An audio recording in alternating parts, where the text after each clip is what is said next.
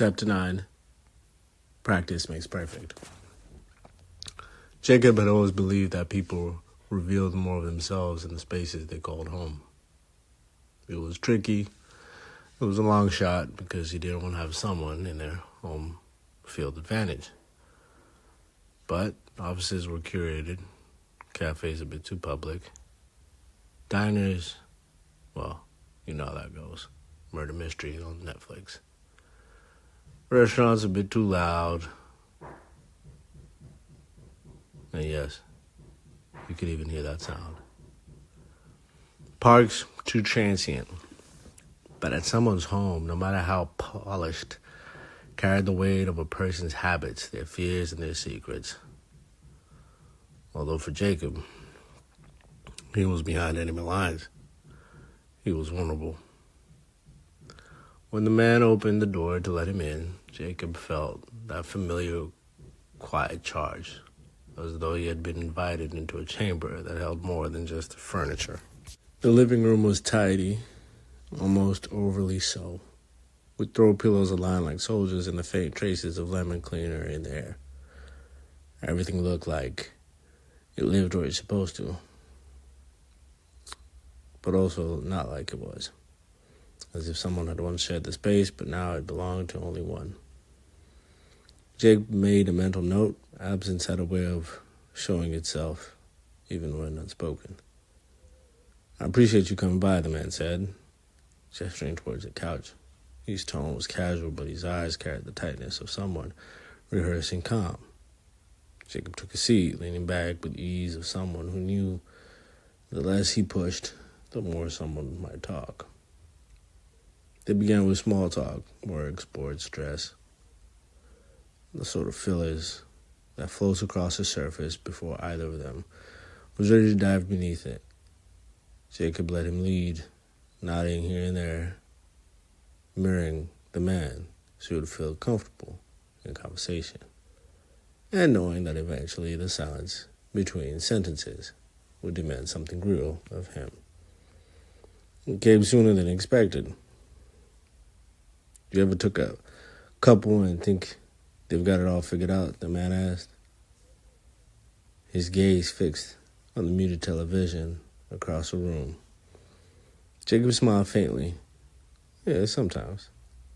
Though he thought about himself and all the couples he had helped. And he thought, I've learned most perfect couples are just really good at practicing. The man chuckled dry and short. Practicing, huh?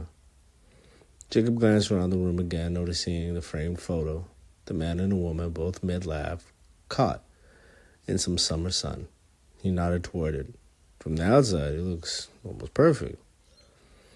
The word almost like a pebble in water, small but rippling. The man shifted, smirked, and shook his head. Almost, he repeated, then raised his voice. Alexa, play Perfect Duet by Ed Sheeran and Beyonce. The opening chords filled the room, soft and unmistakable. The man leaned back, almost defiant, as if daring Jacob to hear the contradiction between the music and the reality of what lay beneath.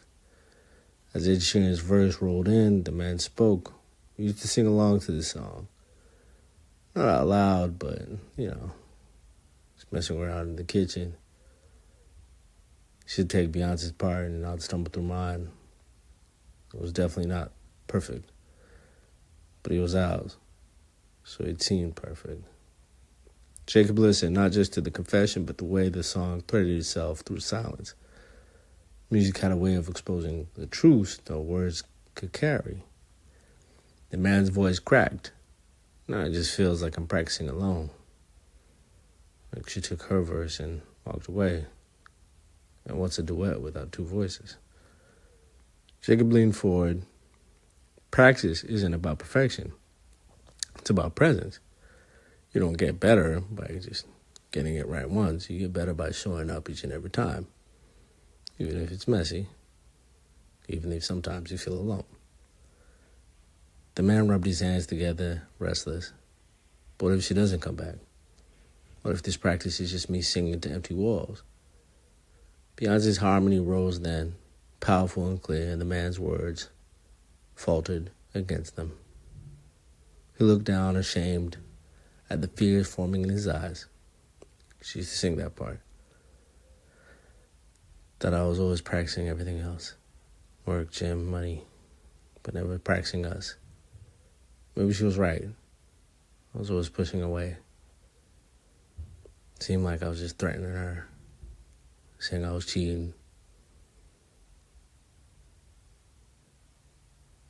Jacob let the silence breathe. From the song to the talking, then quietly. It's not too late to practice differently. To practice with intention. Perfection isn't the goal. It seems like you've wanted perfection is the connection. The man swallowed hard and looked up at Jacob, asking, so what do I do? Do I just start showing up again in her life, even if she doesn't? Jacob looked at the man and said, you just start controlling the controllables. You practice your own kindness in your own world. You practice honesty where you are. You practice listening to the people who are surrounding you. And maybe, hopefully, if she ever hears the music again, figuratively, well, she'll want to sing along with you. The chorus swelled, filling the room with bittersweet echo. The man closed his eyes, letting the words wash over him. For a moment he wasn't alone. The memory of their duet lived in the space, hovering like a promise of a connection. Not just one unknown, but one he could maybe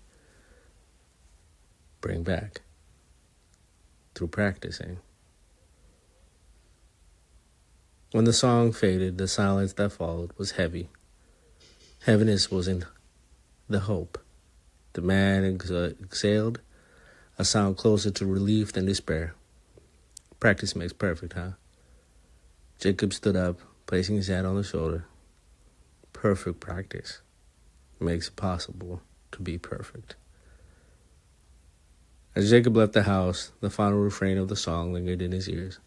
Outside, the evening air was cool, and Jacob found himself humming the tune softly. Maybe perfection was never the point. Maybe the duet was about trying again and again, even when you're by yourself, until the notes found their way back together or not. It was in the attempts, whether you are together or whether you're apart.